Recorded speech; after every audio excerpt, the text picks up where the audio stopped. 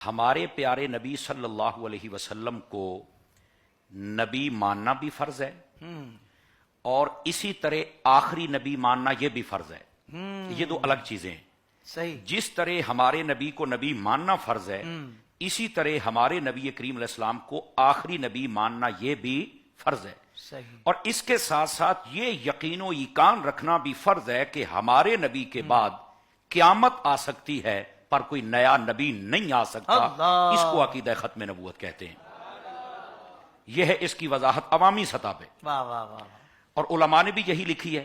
اور پھر دوسرے نمبر پر کوئی کسی معنی میں اگر یہ سمجھے کہ ہمارے پیارے نبی صلی اللہ علیہ وسلم کے بعد وہی آ سکتی ہے، شفا شریف کے اندر قاضی ایاز رحمۃ اللہ علیہ آپ نے لکھا ہے اس بات کو، فرمایا وہ بندہ بھی، اور جو یہ سمجھے کہ کوئی نبی آ سکتا ہے وہ ذلی ہو کر یا بروزی ہو کر وہ بندہ بھی، اور جو ایسے دعویٰ کرنے والے کی تصدیق کرے وہ بندہ بھی، اور جو ان کو مان لے وہ بندہ بھی، اور جو ان سے دلائل طلب کرے ان کو سچا جان کے وہ بندہ بھی، یہ سارے کے سارے دائرہ اسلام سے خارج ہو جائیں گے. اللہ اکبر.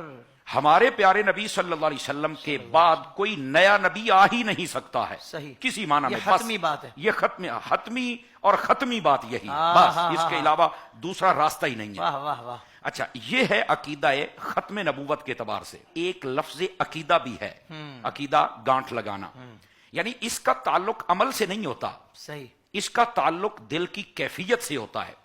اور وہ کہ جو پکی ہو جائے، یعنی جب عقیدہ اسلامی کہا جائے گا تو اس میں اللہ تعالیٰ کی توحید، نبیوں کی رسالت اور نبوت، اسی طرح آقا کریم علیہ السلام کی ختم نبوت، اسی طرح فرشتے، اسی طرح قرآن کہ یہ اللہ کا کلام ہے، اسی طرح حضور کی ختم نبوت، اسی طرح فرشتے، اسی طرح جنت، اسی طرح جہنم، اسی طرح حشر، اسی طرح نشر، اسی طرح مرنا، اسی طرح مر کے اٹھنا.